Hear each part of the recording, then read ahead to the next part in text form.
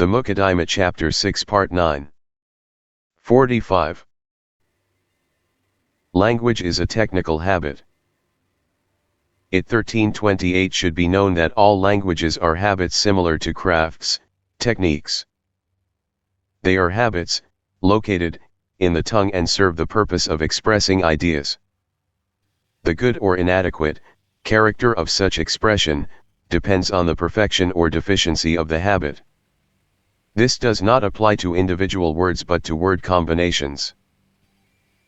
A speaker who possesses a perfect linguistic habit and is thus able to combine individual words so as to express the ideas he wants to express, and who is able to observe the form of composition that makes his speech conform to the requirements of the situation, is as well qualified as is, humanly, possible to convey to the listener what he wants to convey.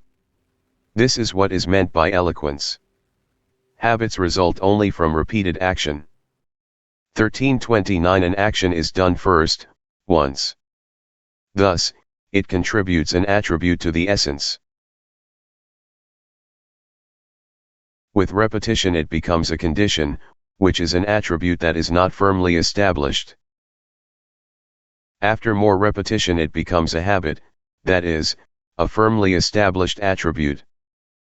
As long as the habit of the Arabic language existed among the Arabs, an Arab speaker always heard the people of his generation, race, speak Arabic.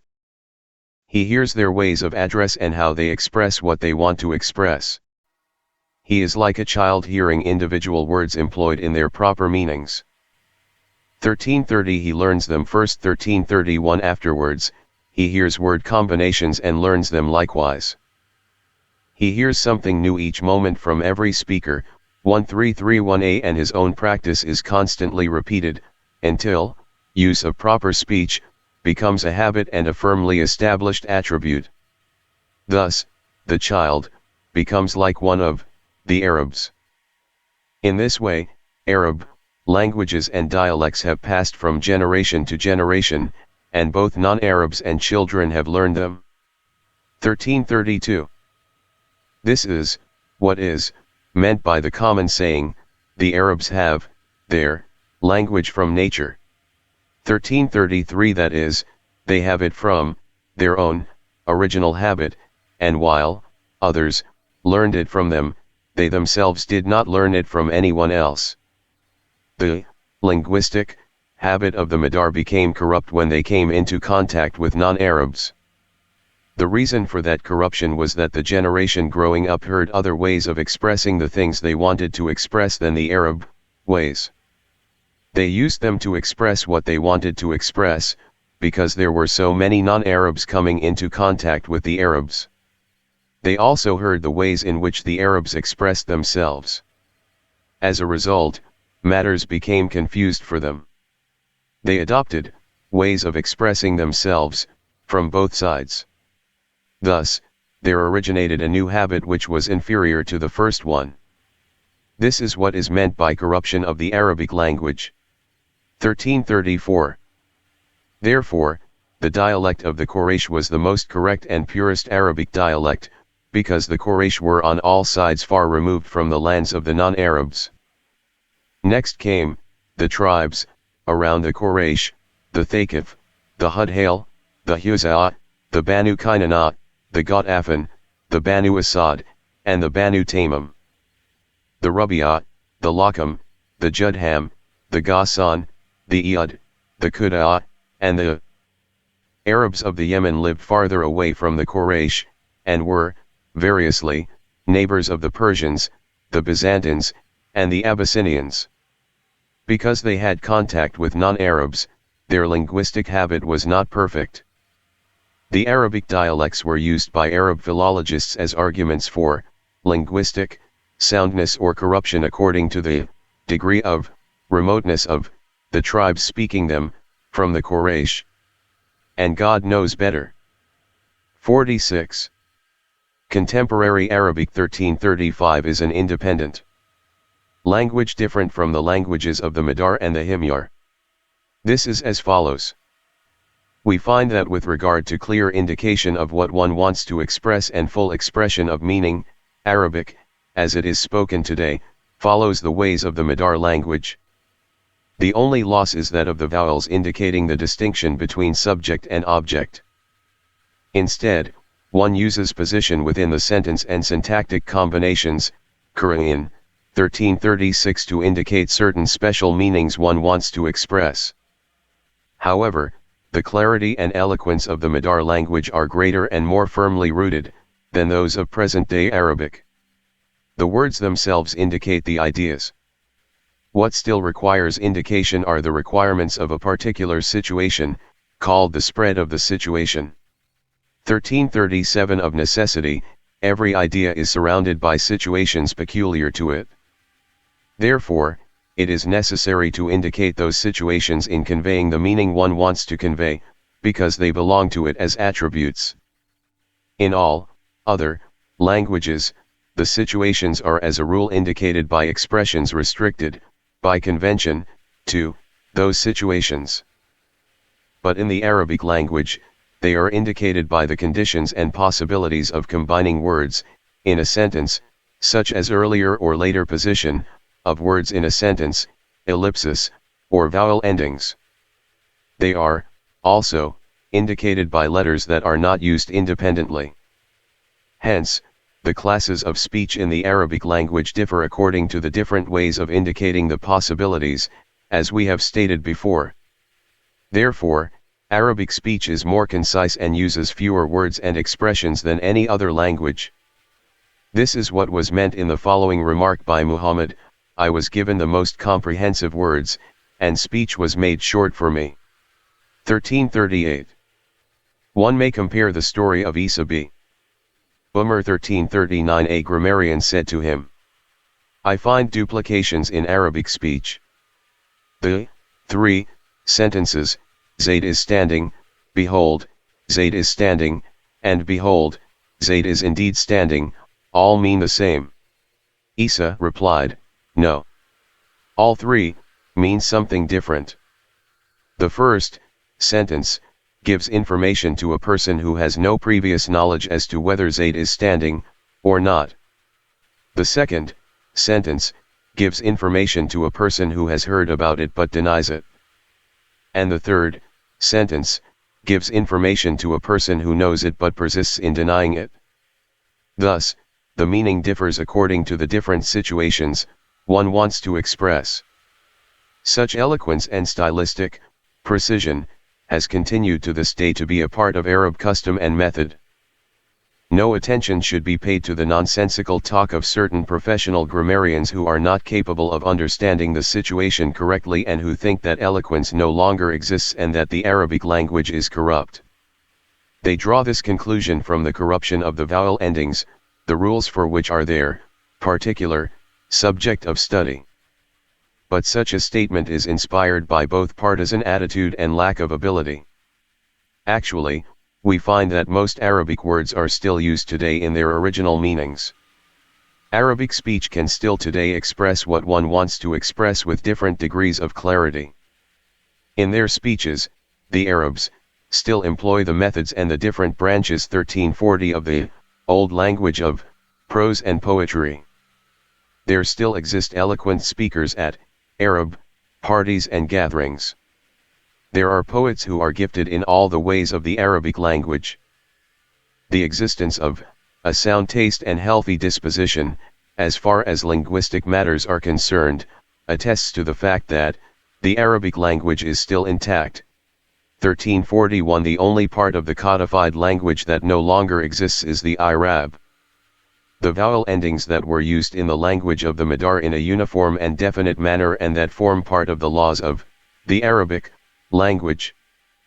Concern 1342. For the Madar language was only felt when that language became corrupt through the contact of Arabs with non-Arabs, at the time when the Arabs gained control of the provinces of the Iraq, Syria, Egypt, and the Maghreb. At that time, the Arabic linguistic habit took on a form different from the one it had had originally.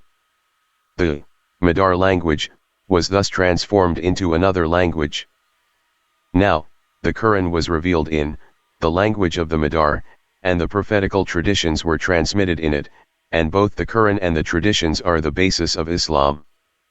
It was feared that, as a result of the disappearance of the language in which they were revealed, they themselves might be forgotten and no longer be understood. Therefore, a systematic treatment of its laws, a presentation of the analogical formations used in it, and the derivation of its rules were needed. Knowledge of Arabic, thus became a science with subdivisions, chapters, premises, and problems. The scholars who cultivated that science called it grammar and Arabic philology. It became a discipline known by heart and fixed in writing, a ladder leading up to the understanding of the Book of God and the Sunnah of His Prophet. Perhaps, if we were to concern ourselves with the present-day Arabic language and evolve its laws inductively, we would find other things and possibilities indicating what the vowel endings, which no longer exist, used to indicate. Things that exist in the present-day language, and that have their own peculiar rules. 1343 Perhaps, certain rules, apply to the endings of the words of the present-day Arabic language, only, in a manner different from that which existed originally in the language of the Madar. Languages and linguistic habits are not matters of chance. The relationship of the Madar language to the Himyarite language was of the same type. Many of the meanings and inflections of the words of the Himyarite language were changed in Madar usage. This fact is attested by the transmitted material available to us.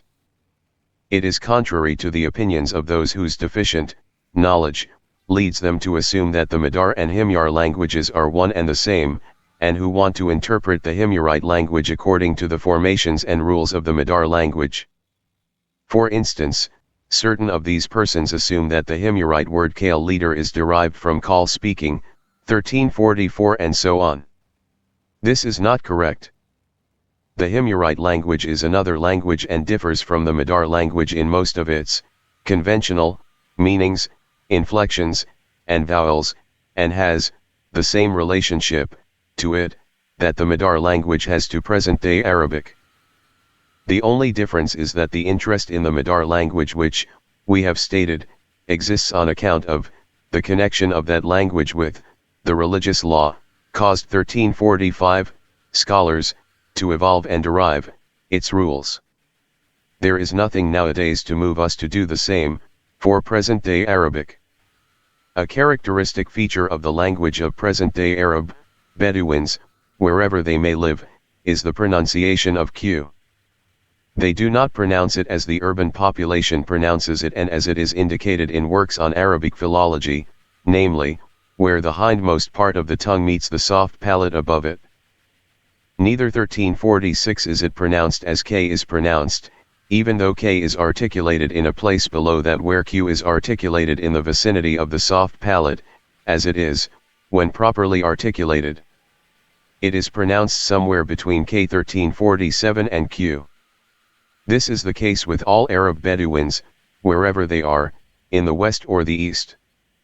It has eventually become their distinguishing mark among the nations and races. It is a characteristic of theirs that no one else shares with them.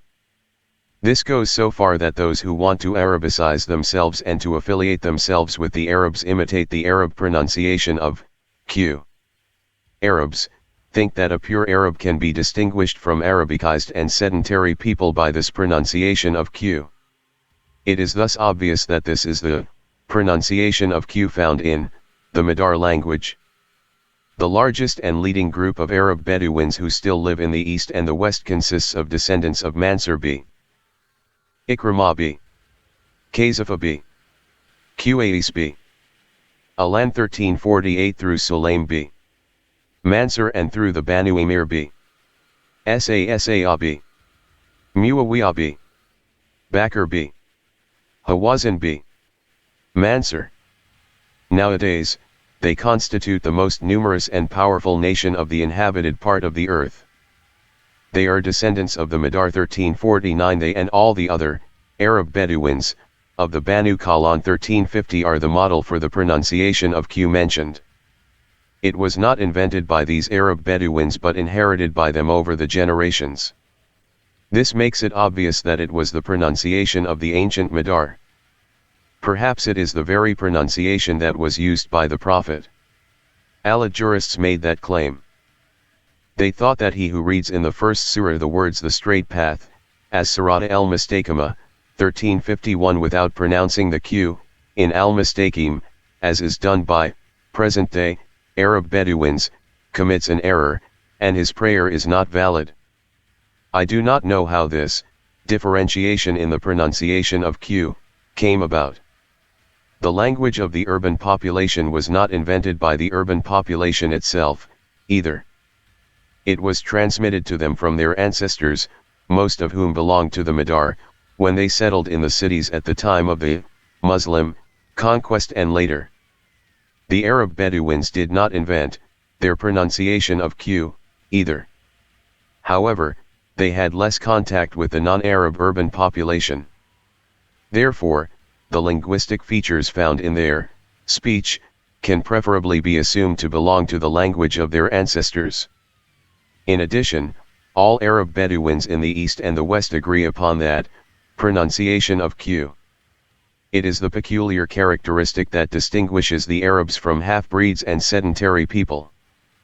At 1352 is obvious that the pronunciation of q as practiced by present-day Arab Bedouins is the same as that of the ancient speakers of Arabic. The place where the sound of q may be produced is wide, ranging from the soft palate to the place next to where k is articulated. The velar pronunciation is the urban one. The pronunciation close to k is that of present-day Arab Bedouins. This fact refutes the statement of the Ulids that failure to pronounce the q in the first surah, as it is pronounced by present-day Bedouins, invalidates one's prayer. All the jurists of the great cities hold the contrary opinion. It is improbable that all of them would have overlooked this point. The matter is to be explained as we have stated it. We do say, however, that the Arab Bedouins' pronunciation of q is preferable and more proper, because, as we have mentioned before, its continuity among them shows that it was the pronunciation of their early Arab Bedouin ancestors and the pronunciation of the Prophet.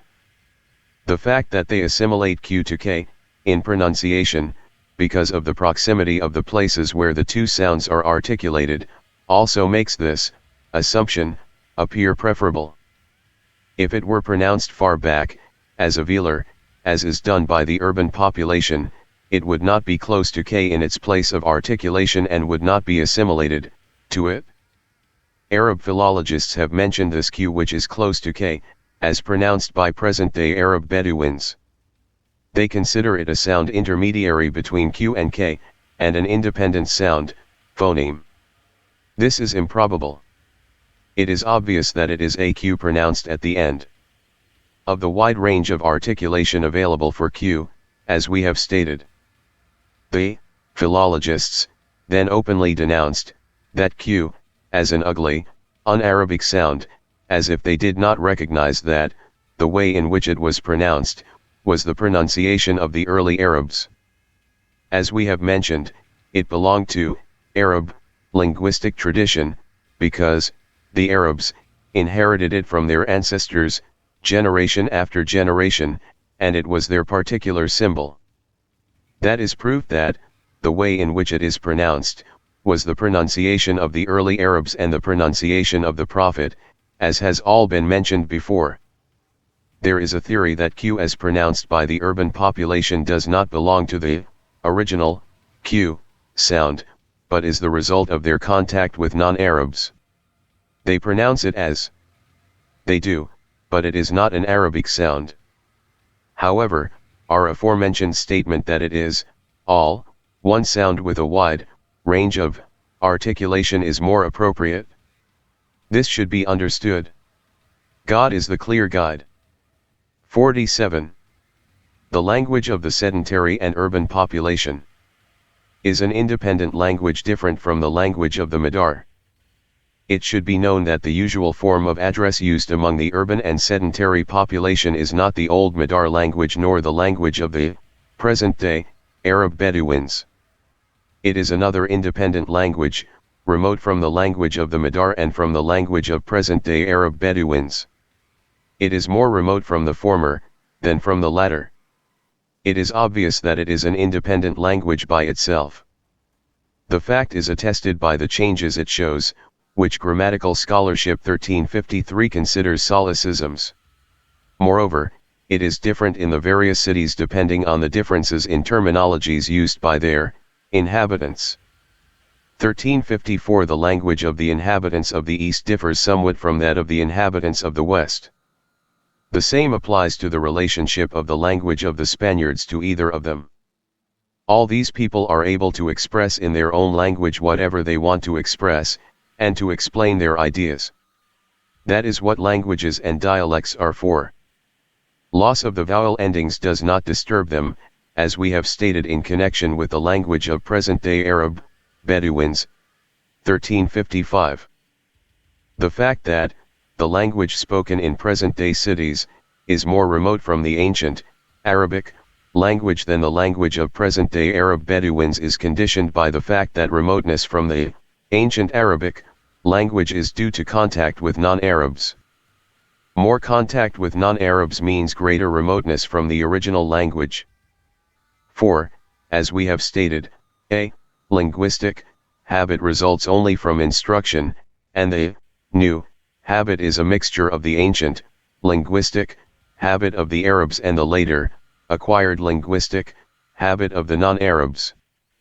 1356 The longer people listen to non-Arab speech, and the longer they are brought up in such a condition, the more remote from the ancient habit do they become. In this connection, one may compare the cities of Afriqiya, the Maghrib, Spain, and the East. In Afriqiya and the Maghrib, the Arabs had contact with the non-Arab Berbers who constitute the bulk of the population, of those countries. Hardly any city or group was without Berbers. Therefore, the non-Arab element there gained preponderance over the language of the Arabs. Thus, there originated another, mixed language in which the non-Arab element was preponderant, for the reasons mentioned. The language spoken there is more remote from the ancient language than other dialects. Likewise, in the East, the Arabs gained superiority over the Persian and Turkish nations there. They had contact with them. These languages circulated among them in the speech of farmers, peasants, and captives whom they used as servants, wet nurses, and foster mothers. Thus, their linguistic habit was corrupted. With that, their language also was corrupted, and eventually it came to be another language. The same happened to the Spaniards in their relations with the non-Arab Galicians and European Christians. The entire urban population of those zones came to speak another language, one peculiar to them and different from the language of the Madar. It also showed dialectical differences within itself, as we are going to mention 1357. In a way, it was another language, and no longer Arabic, inasmuch as the habit of it became firmly rooted among those people, in Spain. God creates whatever he wishes. 1358. 48. Instruction in the Madar language. It should be known that the habit of the Madar language has disappeared and become corrupted at this time. All Arab Bedouins speak a language that differs from the Madar language in which the Quran was revealed. It has become another language through the admixture of non-Arab elements, as we have stated before. 1359. However, since languages are habits, as mentioned before, 1360 it is possible to learn them like any other habit. The 1361 obvious method of instruction for those who desire to obtain the habit of the ancient, Madar, language is to acquire expert. 1362 Knowledge of the linguistic documents, written in it, such as the Quran, the traditions, the speeches in rhymed prose and verse of the ancients and of outstanding Arabs, as well as the statements of early men of mixed Arab and non-Arab parentage, muwallad, in all disciplines. Eventually, the student obtains expert knowledge of a great amount of such poetical and prose material. As a result, he is like a person who grew up among the old speakers of Arabic, and learned from them how to express what he wants to express.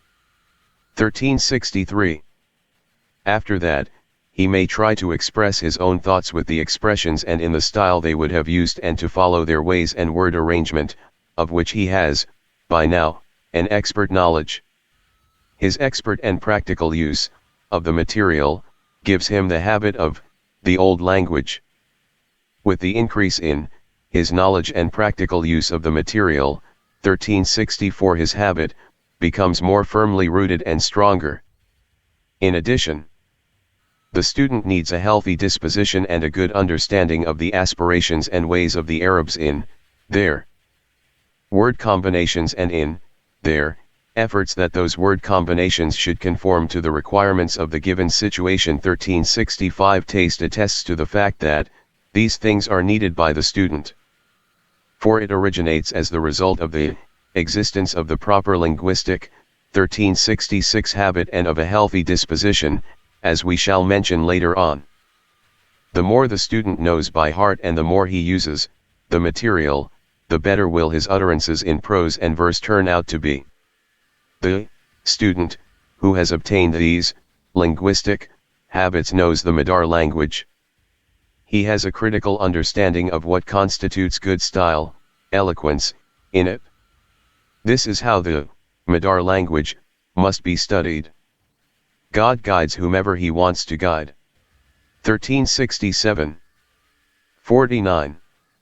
The habit of the Madar language is different from Arabic philology and can dispense with it in the process of instruction. The 1368 reason for this is that Arabic philology is merely a knowledge of the rules and forms of this habit.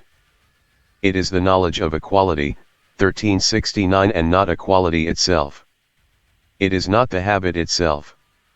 Rather, it is comparable to a person who has a theoretical knowledge of a craft but does not know how to exercise it in practice. For instance, someone may know all about tailoring but not possess the habit of it.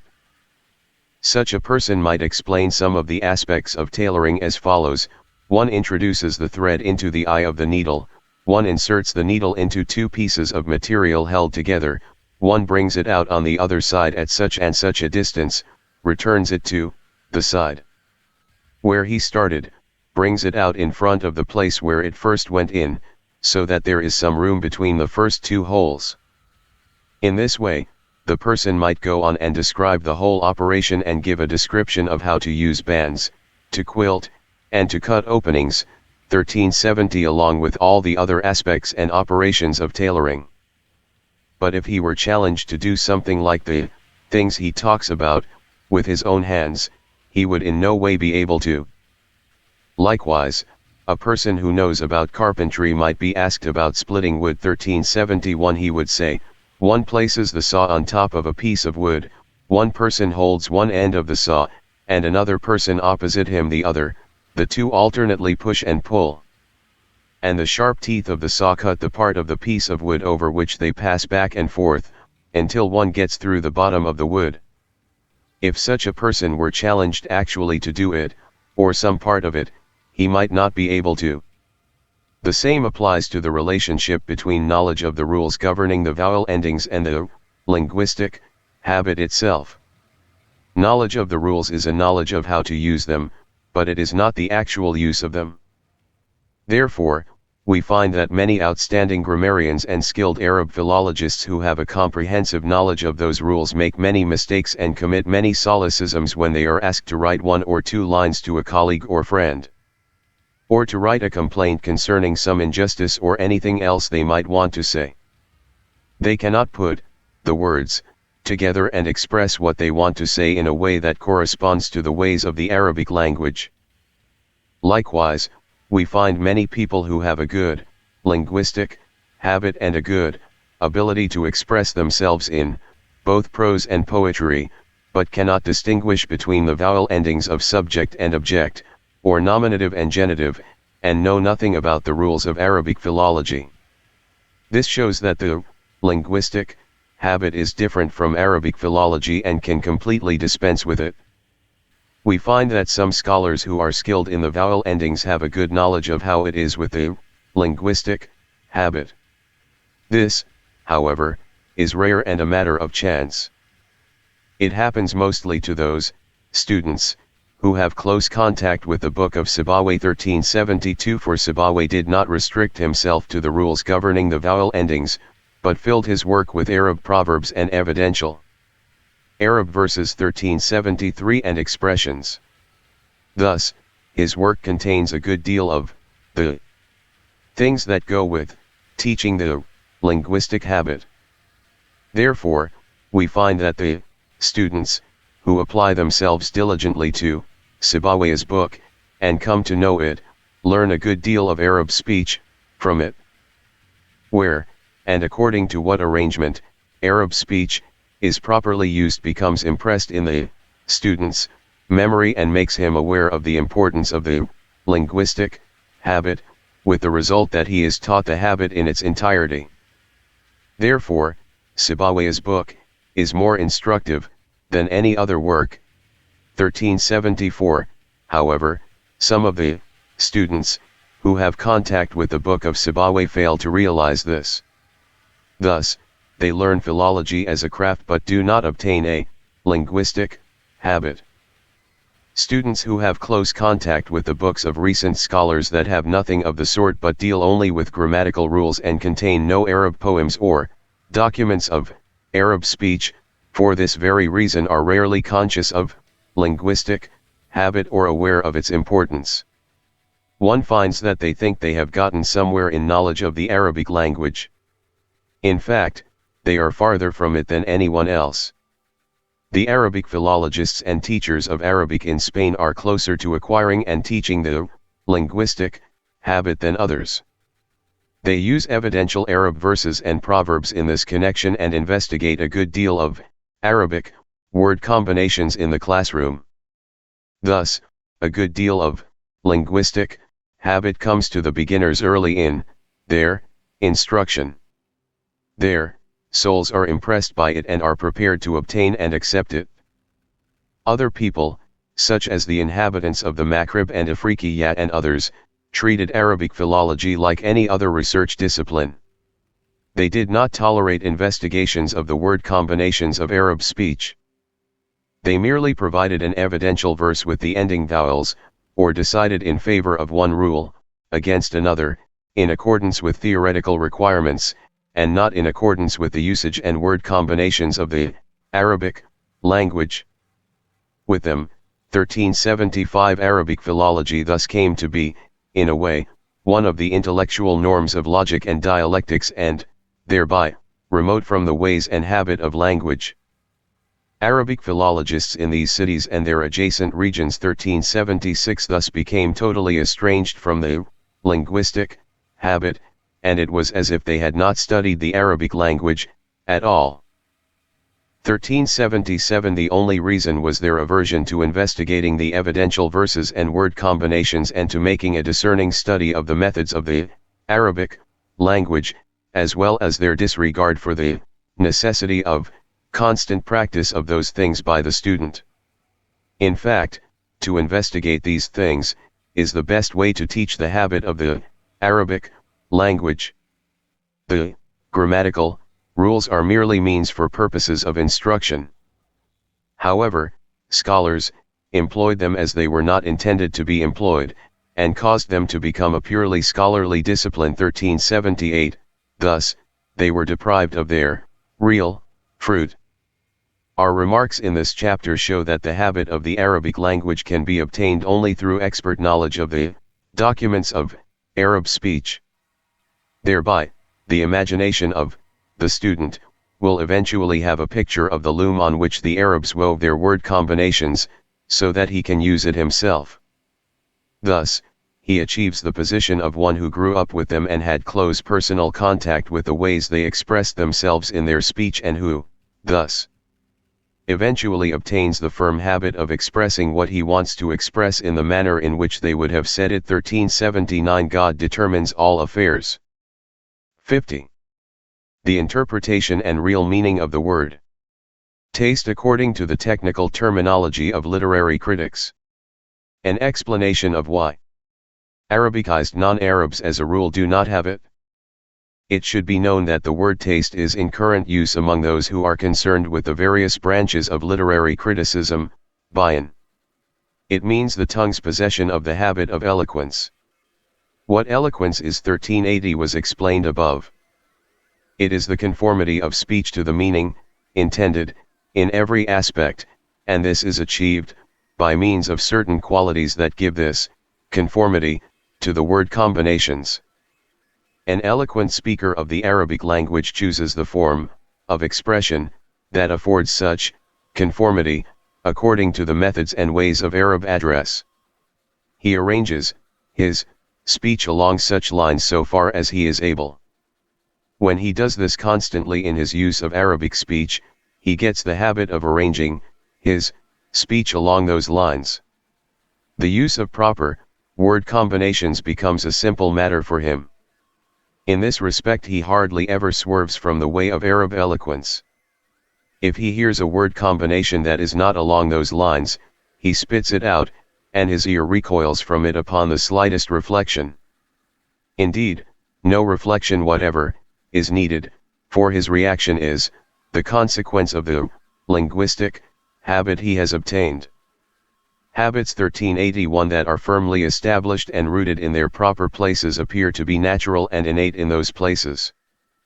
Therefore, many ignorant people who are not acquainted with the importance of habits, think that the correct use of vowel endings and the proper eloquence of Arabs in their language are natural things. They say that the Arabs speak correct Arabic by nature. 1382 This is not so.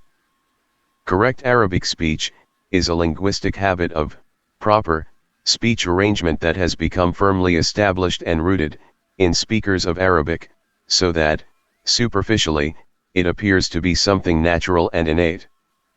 However, as mentioned before, 1383 this habit results from the constant practice of Arabic speech and from repeated listening to it and from understanding the peculiar qualities of its word combinations. It is not obtained through knowledge of the scientific rules evolved by literary critics. 1384 Those rules merely afford a knowledge of the Arabic language. They do not give a person possession of the actual habit in its proper place. This was mentioned before.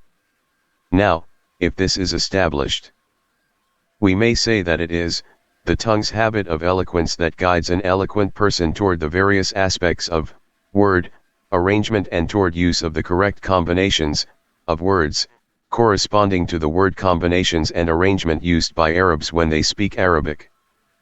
When a person who possesses the Arabic linguistic habit attempts to deviate from the specific ways and the word combinations peculiar to Arabic speech, he is not able to do so. His tongue will not go along with him, because it is not used to improper speech, and its firmly rooted habit will not let it use it. Should any form of speech that deviates from the method of the Arabs and the eloquence they use in arranging their speech occur to him, he would avoid it, spit it out, and know that it does not belong to the Arabic speech that he has assiduously practiced. He may often be unable to support his attitude by arguments, as the people who know the grammatical and stylistic rules can do.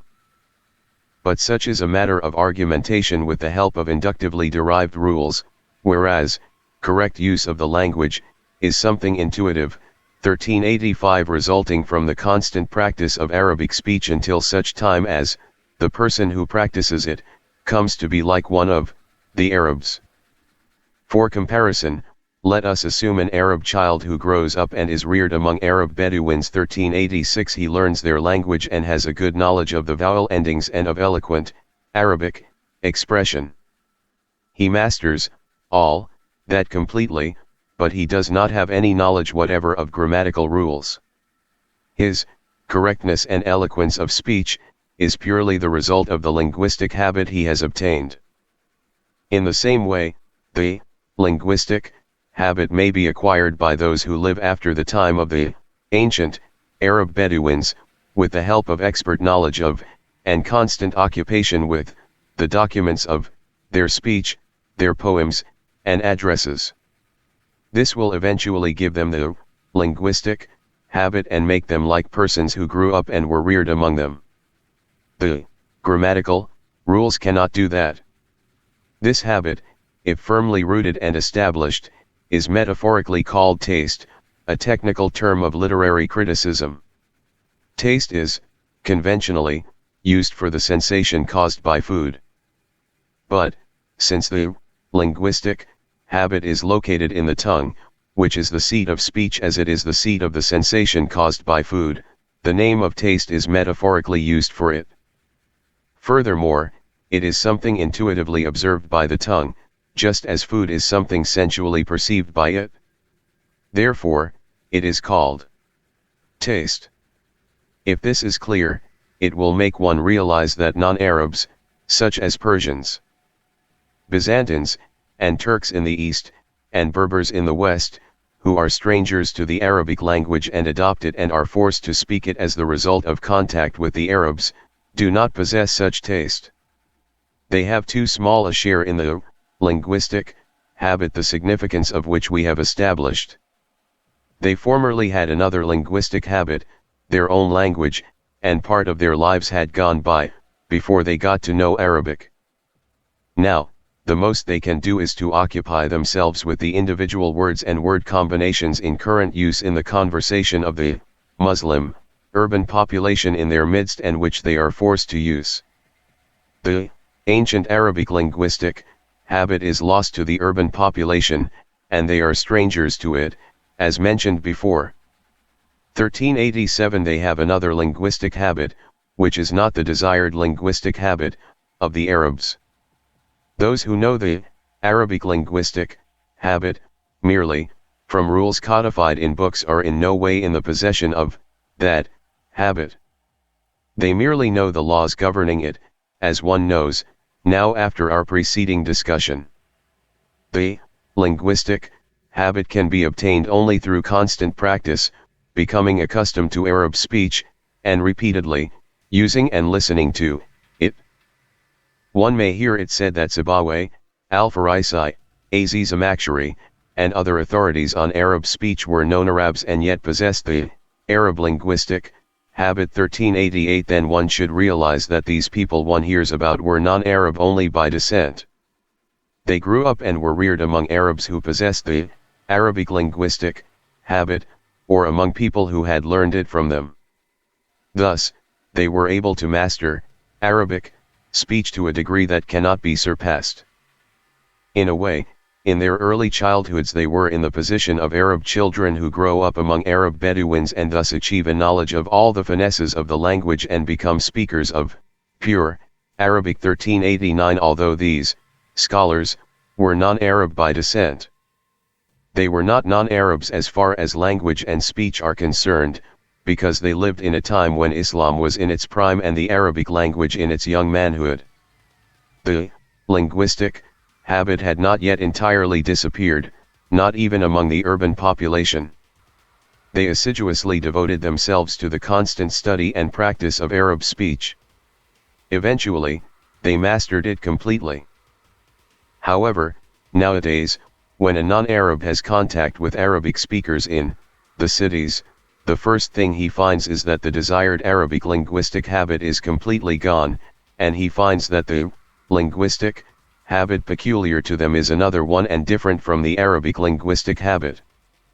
Assuming that he proceeds with persistence to study and memorize the speech and poems of the Arabs, in order to obtain the linguistic habit, still, he will rarely be successful, because, as mentioned before, 1390 a habit the place of which was originally taken by another habit, will be defective and mutilated.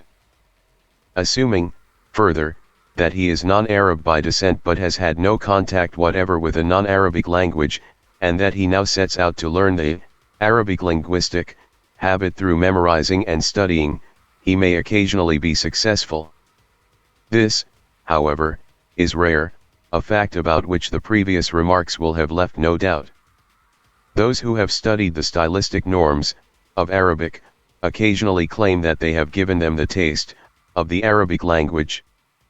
This, however, is an error and a deception. If they have obtained any habit, it is the habit of the stylistic norms. That habit has nothing whatever to do with the habit of linguistic expression. God guides whomever he wants to guide to a straight path. 1391. 51. The urban population is in general deficient in obtaining the linguistic habit that results from instruction. The more remote urban people are from the Arabic language, the more difficult 1392 it is for them to obtain it.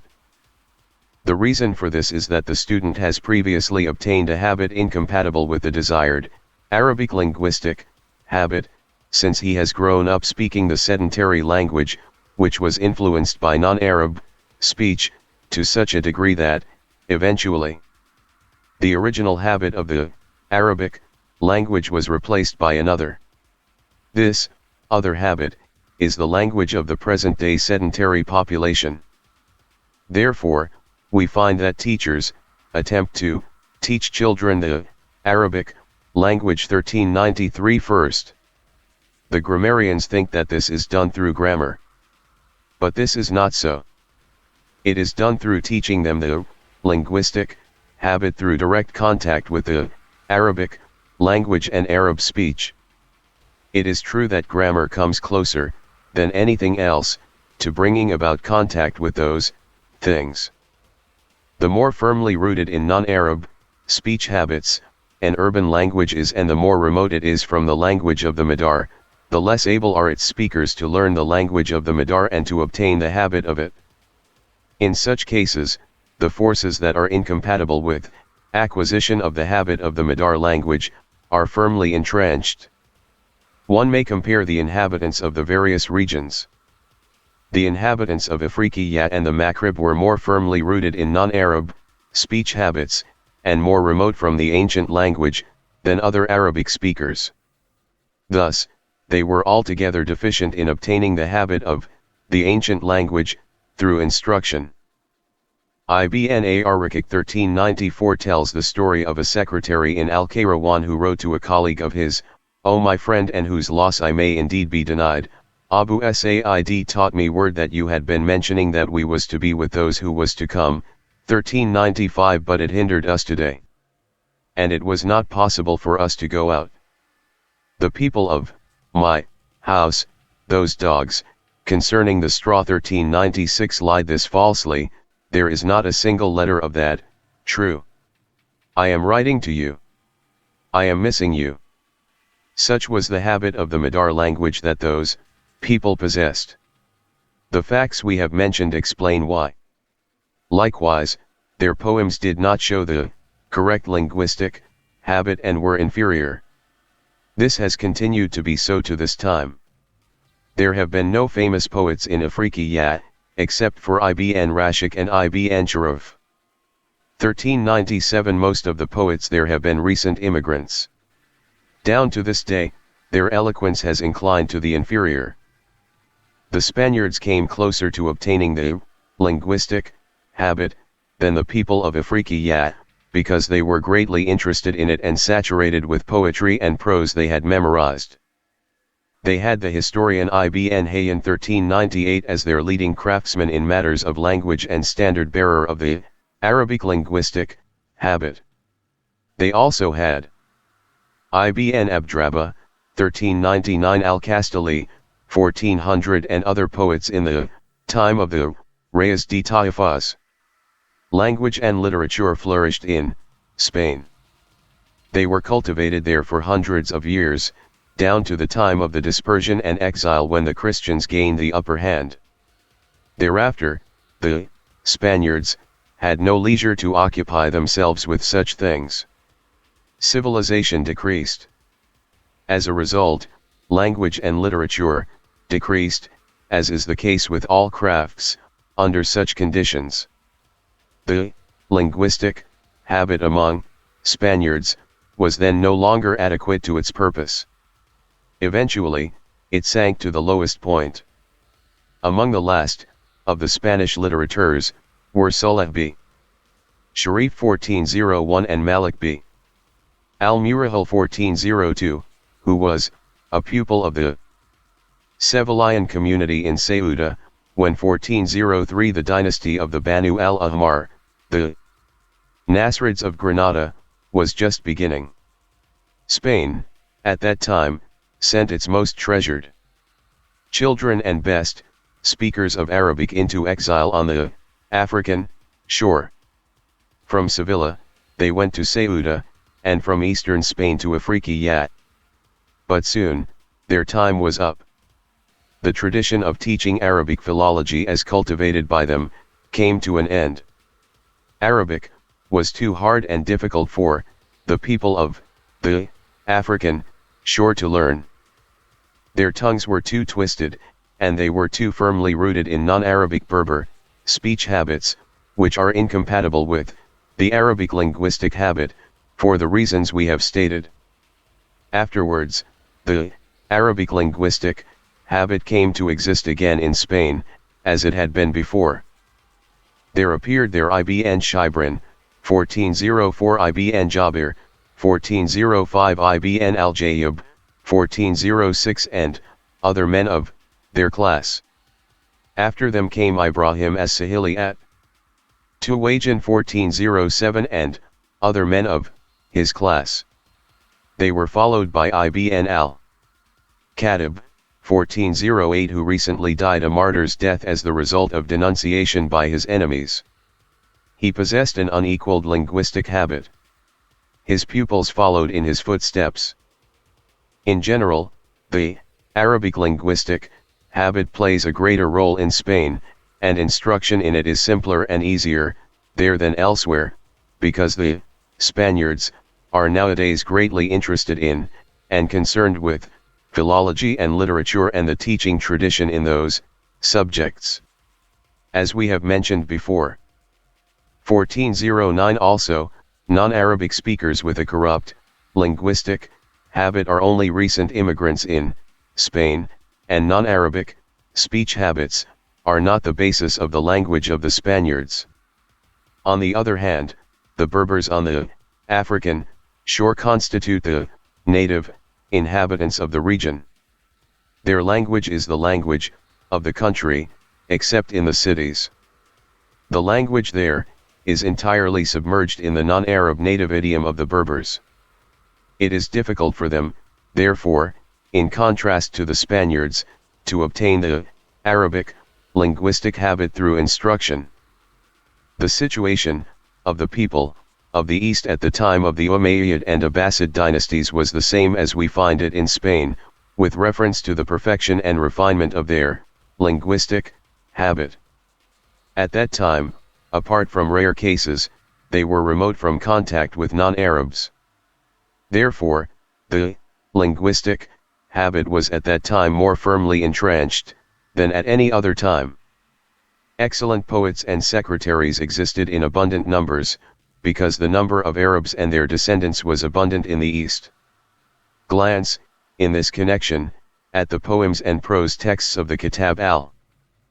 It deals with their language, their history, their battle days, the Arab religious organization and the biography of their prophet, 1411 the remarkable deeds of their caliphs and rulers, their poems and songs, and all the other conditions of the Arabs.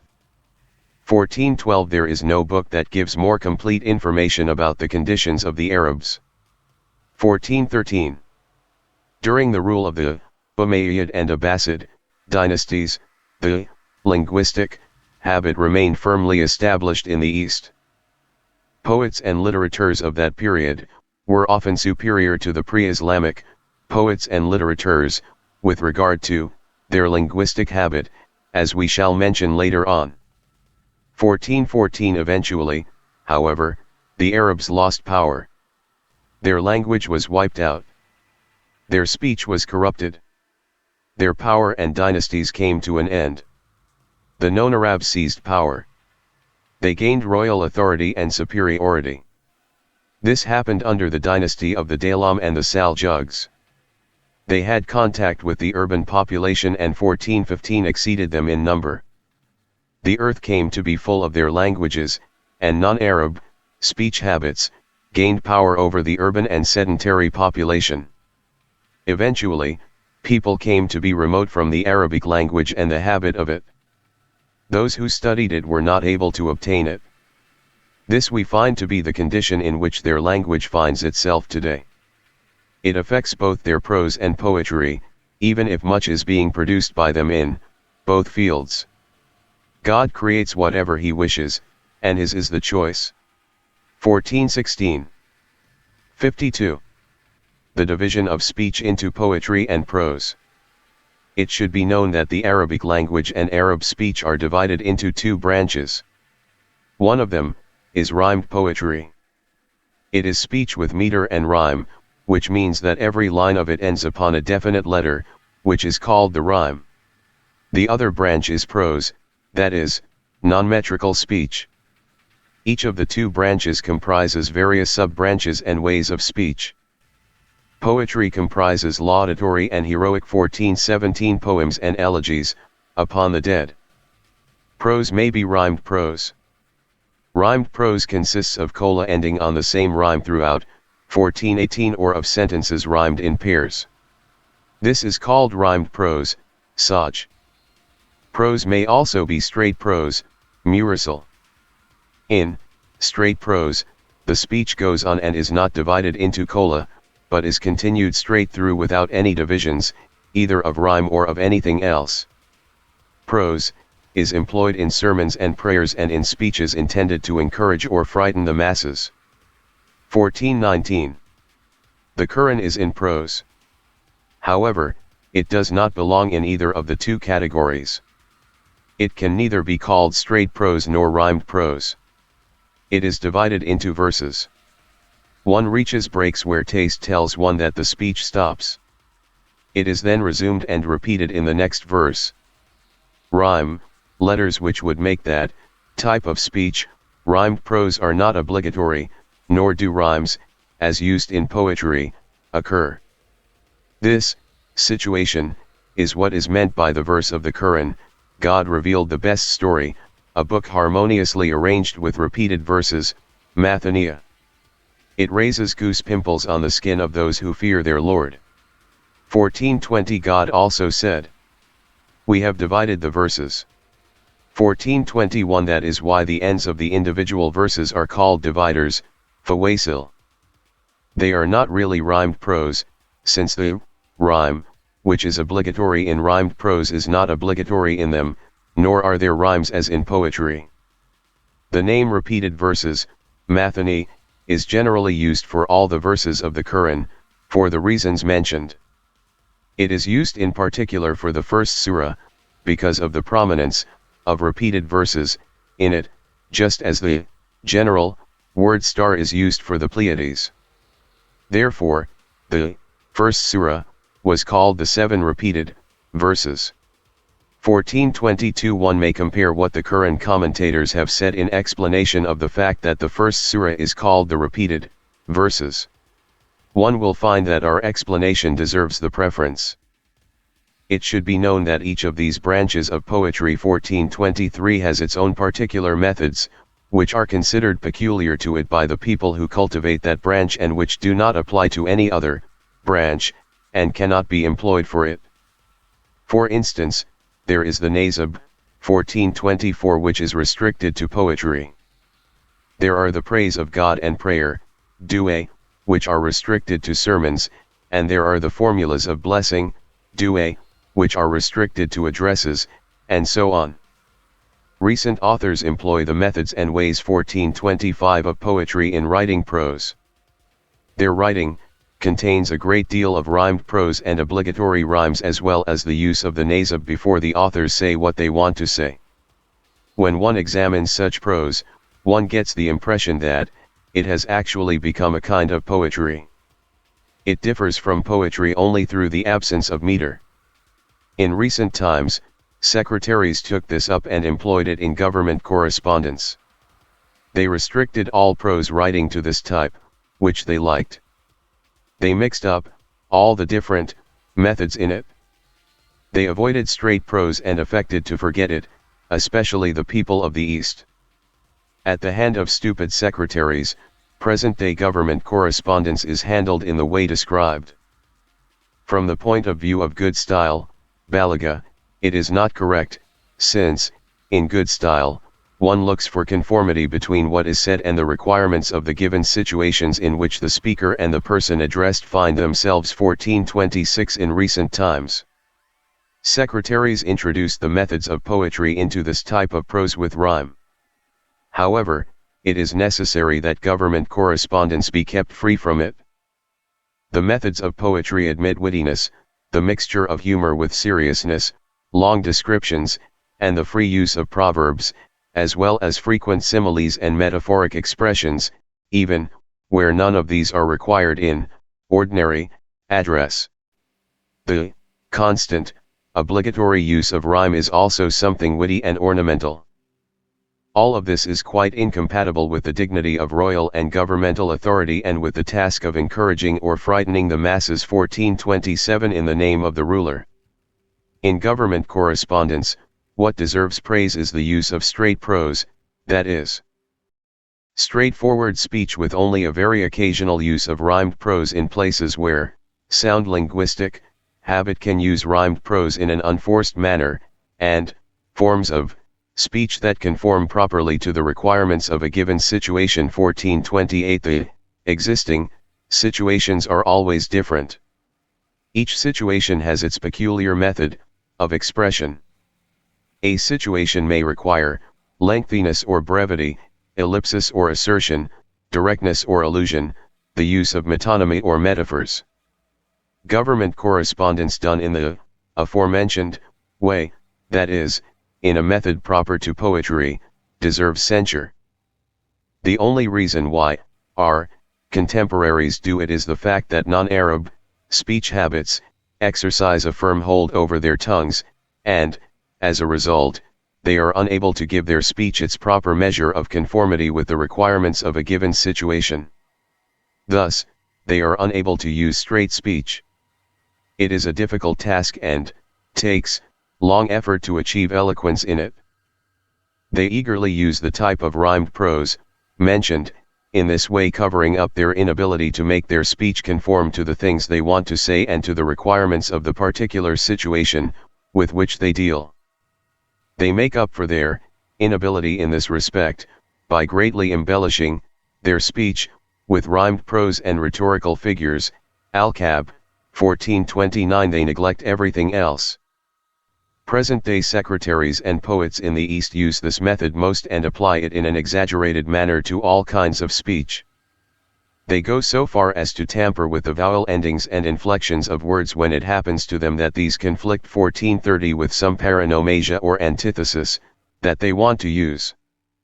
In such a case, they give preference to the paronomasia and pay no attention to the correct vowel ending, preferring to corrupt the form of the word so that it might fit the paronomasia. When this matter is studied critically from the point of view of our preceding remarks, it will be seen that our remarks are correct. God gives success. 53. The ability to write both good poetry and good prose is only very rarely found together in one person.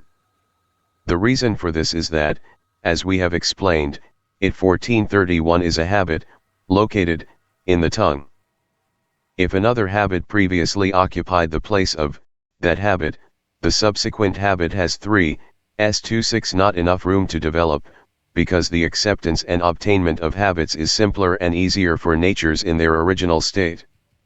If there are other previous habits, they resist the new habit in the substance that is to receive the new habit. They prevent it from being quickly accepted. Thus, there arises incompatibility. It becomes impossible for the new habit to develop to perfection. This is, in general, the case with all technical habits. We have proved that fact in the proper place with an argument similar to the one used here. 1432. The same applies to languages. They are habits of the tongue which are in the same position as the crafts. It can be observed how persons with some previous non-Arab speech habits are always deficient in their knowledge of the Arabic language. 1433 Non-Arabs who previously spoke Persian cannot master the Arabic linguistic habit and will always be deficient in Arabic, even though they may study and come to know it. The same is the case with Berbers, Byzantines, and European Christians. One rarely finds among them anyone who possesses a good Arabic linguistic habit. The only reason here is that their tongues previously had the habit of another language.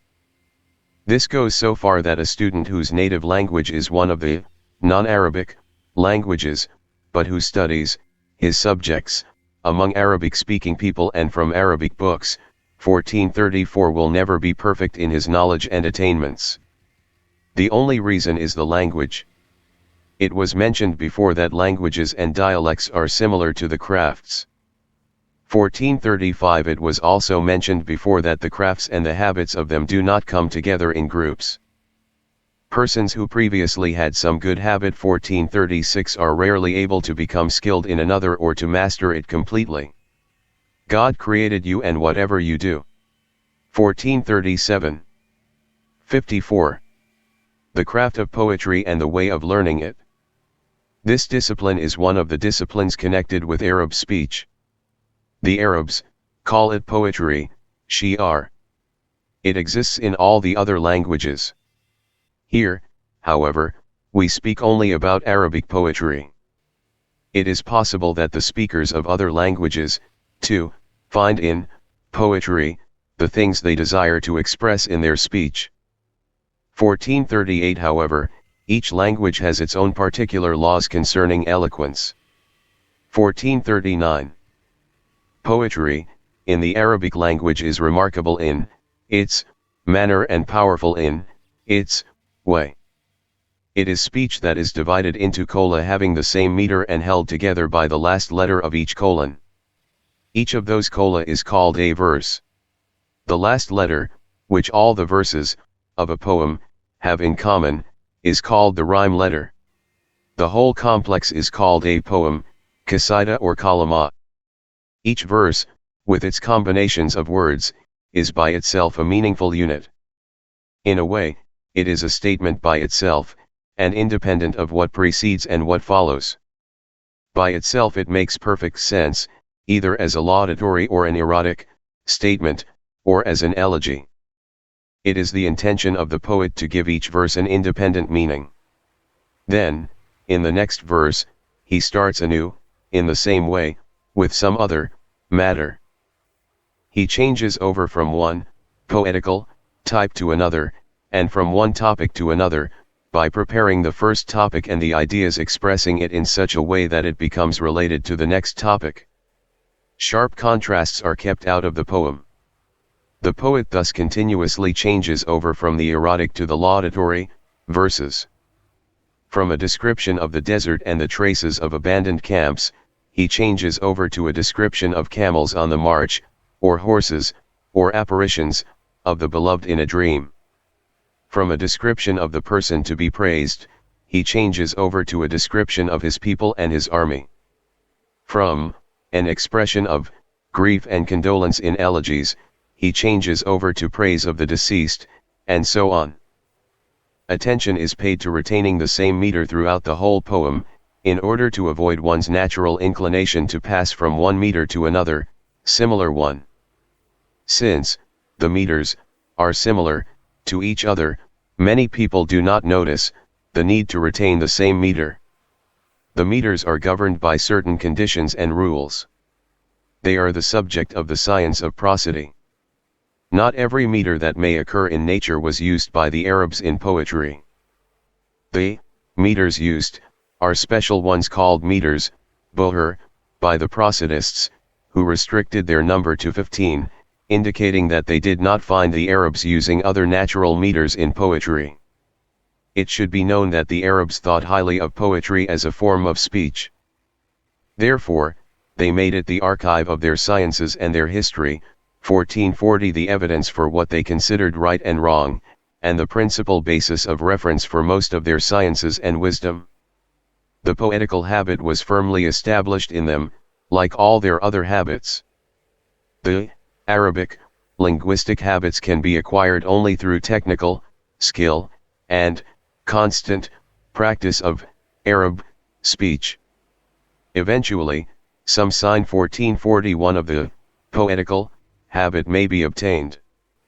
Of the forms of speech, poetry is a difficult thing for modem people to learn, if they want to acquire the habit of it through study of it as a technique. Each verse is an independent statement of meaning suitable for quotation by itself. It requires a kind of refinement of the poetical habit for the poet to be able to pour poetical speech into molds suitable to this tendency of Arabic poetry, to have verses that are units by themselves.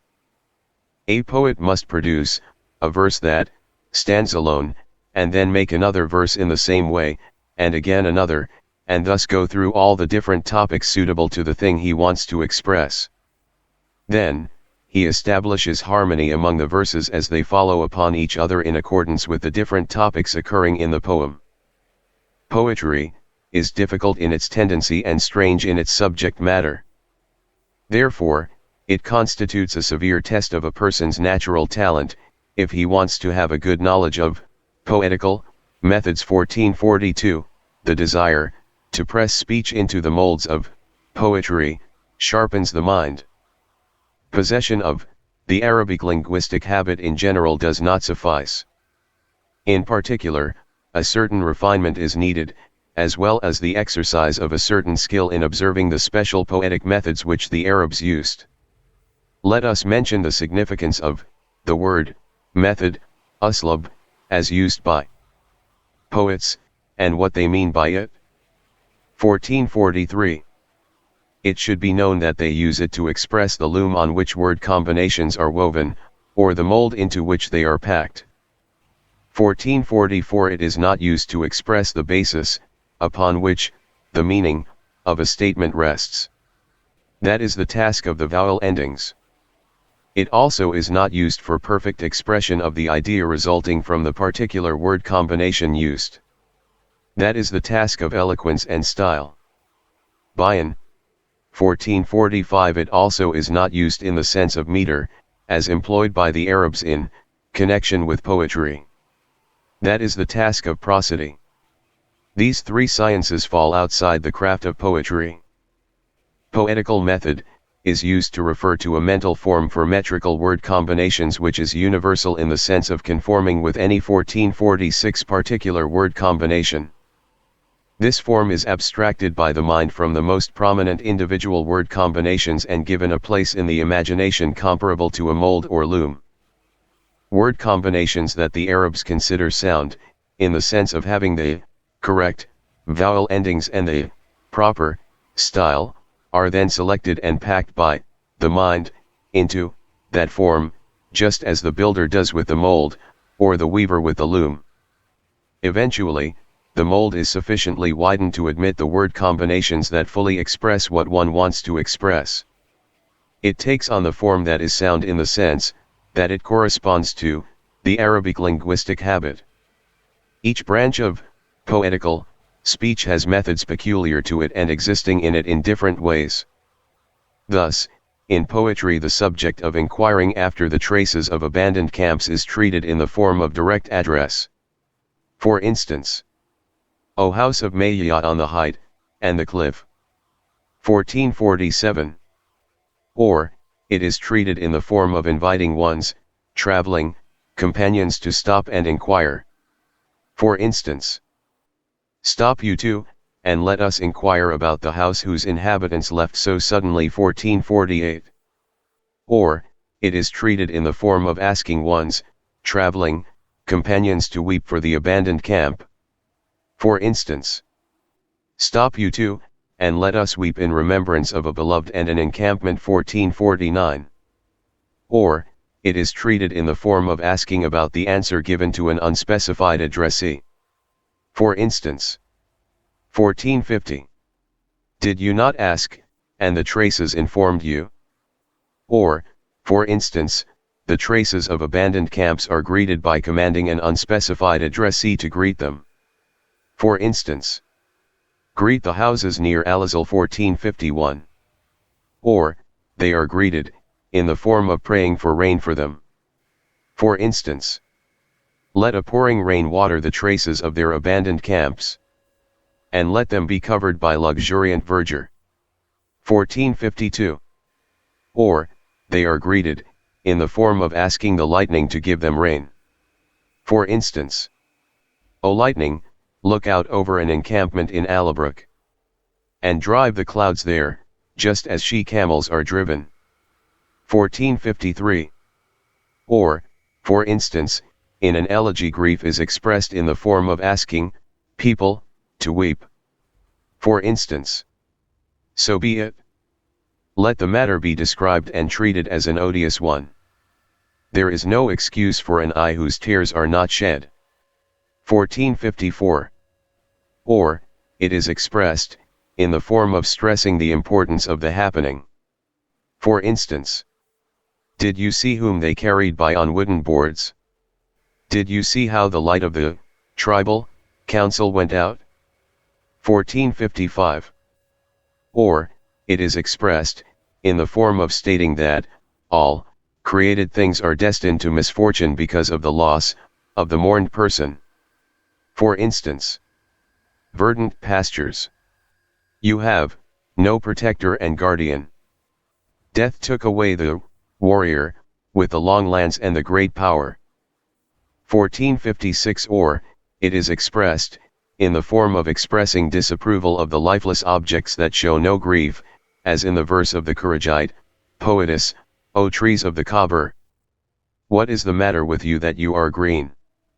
As if you were feeling no grief for Ibn Tariff. 1457. Or, it is expressed, in the form of congratulating the adversary of the deceased, that he can now rest from the force of the deceased's onslaught.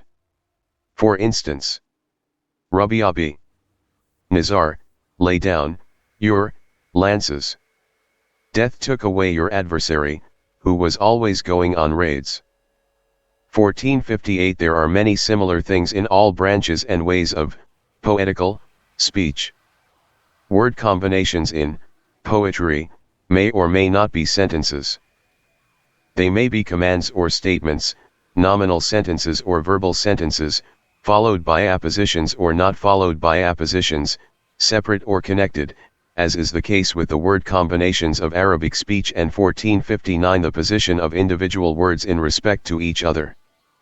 This teaches a person the universal mold which he can learn through constant practice in Arabic poetry. This universal mold is an abstraction in the mind derived from specific word combinations, to all of which the universal mold conforms.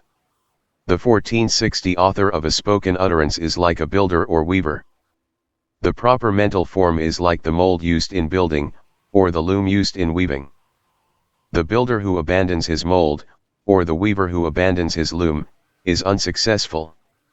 It should not be said that knowledge of the rules of eloquence suffices in this respect. We say, they are merely basic scientific rules which are the result of analogical reasoning and which indicate by means of analogical reasoning that the word combinations may be used in their particular forms. We have here scientific analogical reasoning that is sound and coherent, as is the analogical reasoning that establishes the rules concerning the vowel endings. But, the poetical methods which we try to establish here have nothing to do with analogical reasoning.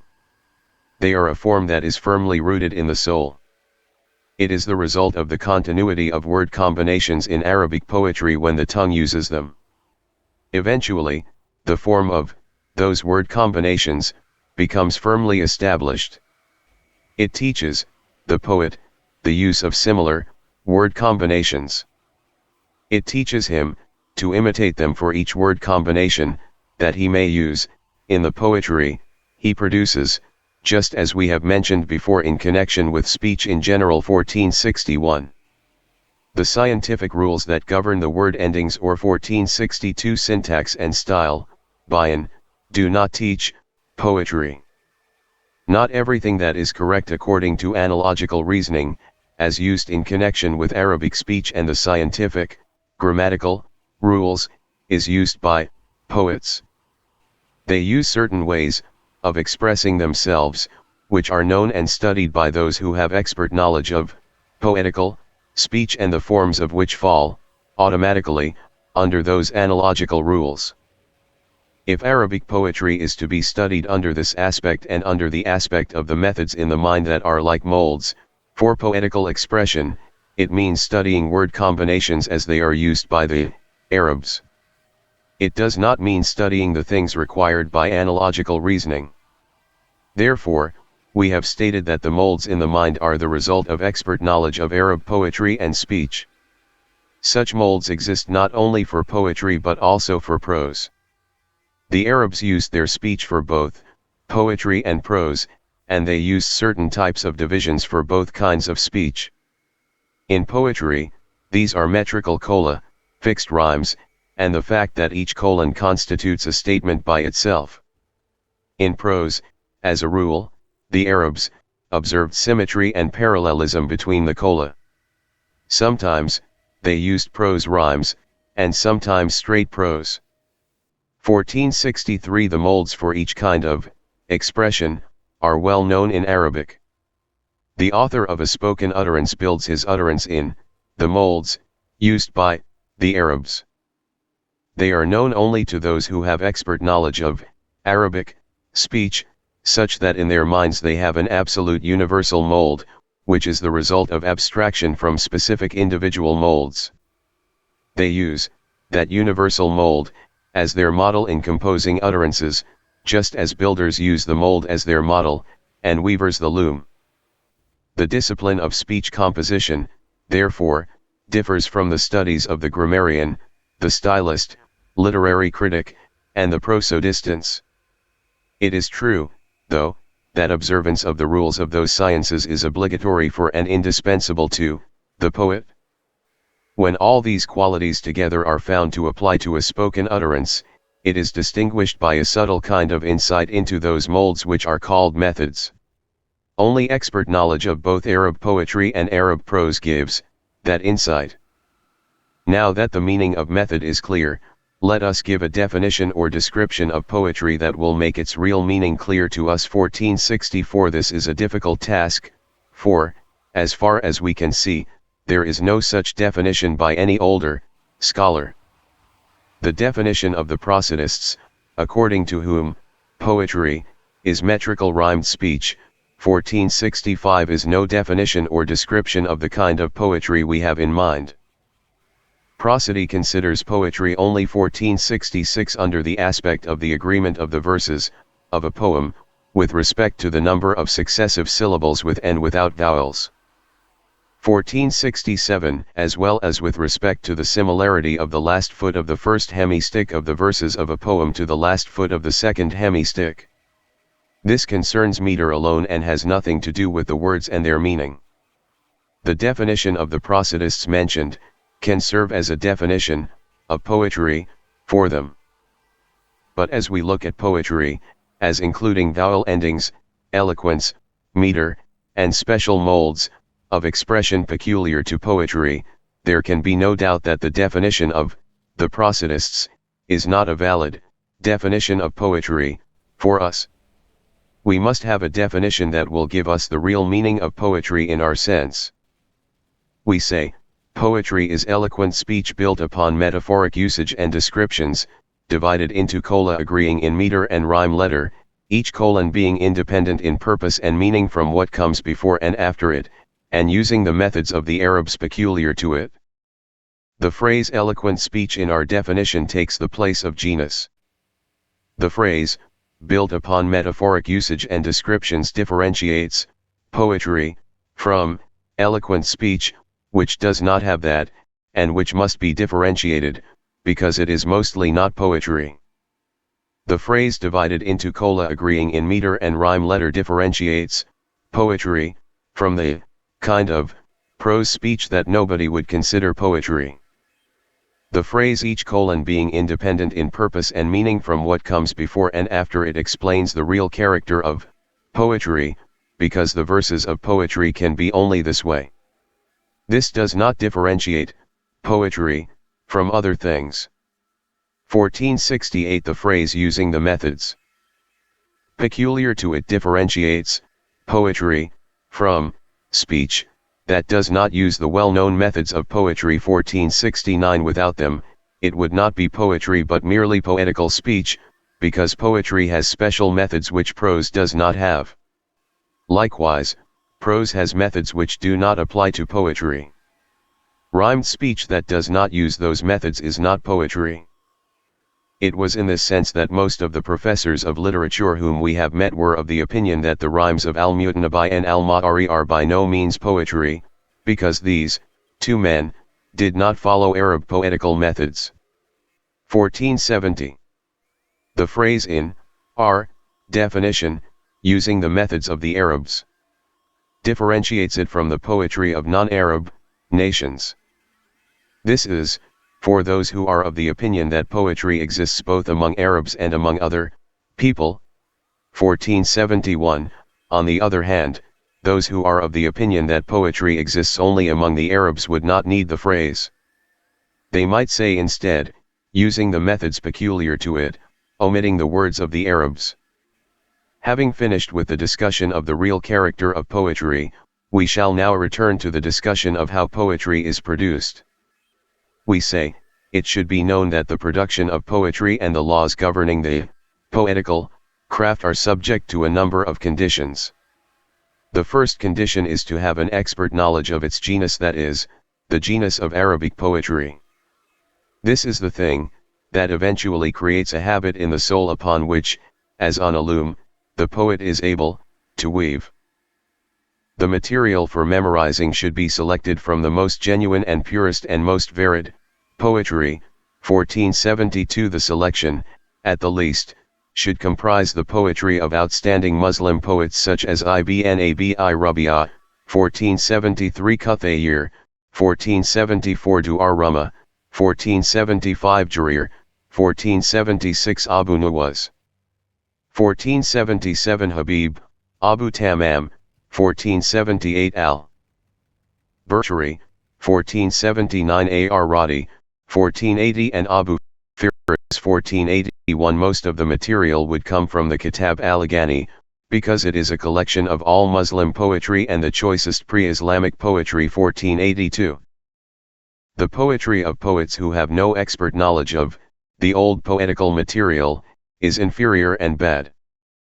Brilliance and sweetness is given to poetry only with the help of memorized knowledge of much old poetical material. Those who know little or nothing of it cannot produce any real poetry, they merely produce bad rhymes. They would do better to keep away from poetry. After the poet is saturated with memorized poetical material, and has sharpened his talent, in order to be able to follow the great examples, 1483, he proceeds to make rhymes himself. Through more and more practice, the habit of rhyme making becomes firmly established and rooted in him. It is often said that one of the conditions governing poetical production is to forget the memorized material, so that its external literal forms will be wiped out of the memory, since they prevent the real use of the poetical habit. 1484. After the soul has been conditioned by them, and they are forgotten, the method of poetry is engraved upon the soul, as though it were a loom upon which similar such words can be woven as a matter of course. The poet, then, needs solitude. The place he looks at should be a beautiful one with water and flowers. He likewise needs music. He must stir up 1485 his talent by refreshing it 1486 and stimulate it through pleasurable joy 1487. In addition to the aforementioned conditions, there is another.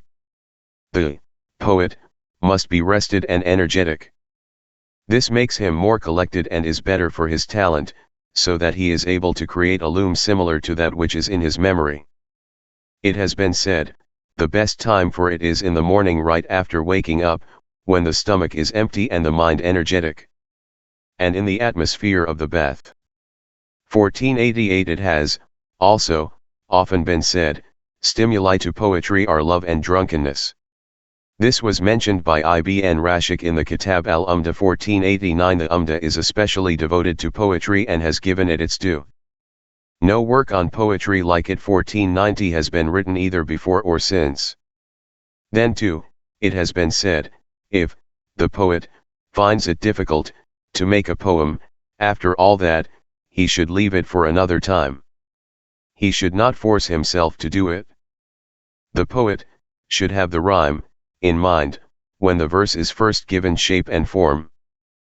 He should set it down and build his speech on it all the way through to the end, because, if the poet neglects to have the rhyme in mind when he makes a verse, it may be difficult for him to get the rhyme into its proper place, for it often is loose and unstable. If a verse is satisfactory but does not fit in its context, the poet should save it for a place more fitting to it. Every verse is an independent unit, and all that is to be done is to fit the verse into the context of the poem. Therefore, the poet may choose to do in this respect whatever he wishes. After a poem is finished, the poet should revise it carefully and critically. He should not hesitate to throw it away if it is not good enough. Every man is fond of his own poetry, since it is a product of his mind and a creation of his talent. The poet should use only the most correct word combinations and a language free from all poetic license, since 1491 the use of it is a defect as far as the linguistic habit is concerned. He should avoid it, because it might deprive his speech of eloquence. The leading authorities forbade the later-born poets, 1492, to use poetic license, since by avoiding it they might be able to obtain the most exemplary linguistic habit. The poet should also keep away, as much as he can, from involved word combinations. He should try to use only those whose meaning can be understood more quickly than the individual words they contain. 1493. The same applies to putting too many ideas into one verse, which make it somewhat complicated to understand. The choicest verse is the one whose words conform to the ideas it contains, or are more copious than the ideas. If there are many ideas, the verse becomes crowded. The mind examines the ideas and is distracted. As a result, the listener's literary taste is prevented from fully understanding, as it should, the eloquence of the verse. 1494. A poem is easy only when its ideas are more quickly grasped by the mind than its words. Thus, our sheikhs used to criticize the poetry of the poet of eastern Spain, Abu Bakr b. Kayfaha, 1495, for crowding too many ideas into one verse. They used also to criticize the poetry of al-Mutanabi and al-Ma'ari, because it does not follow the methods of the Arabs, as was mentioned before. 1496. Thus, the poetry of the two men was rhymed speech inferior to poetry. The judge in such matters is one's taste. 1497. The poet should also keep away from far-fetched and pretentious words. 1498. He should also keep away from vulgar words that become hackneyed through usage. The use of such words deprives the poem of eloquence. He 1499 should also keep away from ideas that have become hackneyed by being generally known. Their use, too, deprives the speech of eloquence. It becomes hackneyed and almost meaningless. For instance, such phrases as "the fire is hot" and "the heaven above us" belong in this category. The closer a poem gets to being meaningless, the less can it claim to be eloquent, since meaninglessness and eloquence are opposing extremes. For this reason, poetry on mystical 1500 and prophetical subjects is not, as a rule, very good. Only the best poets are good in it, and, even they, only in small portions of such poetry, and with great difficulty, because the ideas with which such poetry deals are generally known to the great mass and, thus, have become hackneyed. If a person, after observing all these conditions, still, finds it impossible to produce poetry, he should try and practice it again and again, since talent is like an udder, giving milk only when it is milked, drying up and giving little milk. 1501 When it is left alone and neglected. In general, the subject of poetry and how to learn it is exhaustively treated in the Kitab al-Umda by Ibn Rashid. We have mentioned such information on poetry available to us, as far as we were able. Those who would like to study the subject exhaustively must turn to the Umda. It contains all one could wish. Our remarks should suffice to give an idea. God gives support. People have written poems dealing with poetry and its requirements. The following poem, which, I believe, is by Ibn Rashid, is among the best statements made on the subject. 1502 God curse poetry. How many kinds of stupid poets have we met? They prefer strange expressions to what would be easy and clear to the listener. They consider the absurd a sound idea, and vile speech something precious. They ignore what is right in poetry. On account of their ignorance, they do not know that they are ignorant. Not we, but others, blame them. We, in fact, find them excusable. Poetry is that which is harmonious in its rhymes, even if in its descriptions it is varied. Each part of it has the same form as the other parts. Front and back have come to be alike in it. Every idea in a poem comes to you as you wish it would be, if it were not. It has attained such great beauty of style that its beauty comes close to being clear to those who look at it. Its words are like faces, and the ideas contained in it are their eyes. It fulfills all the wishes one might have. Those who recite it are adorned. 1503 with its beauty. When you praise a noble free man in a poem, you should set out to be as profuse as anyone. You should make the nasab easy and to the point. You should make the laudatory part truthful and clear. You should avoid whatever might not be nice to hear, even if it is properly put metrically.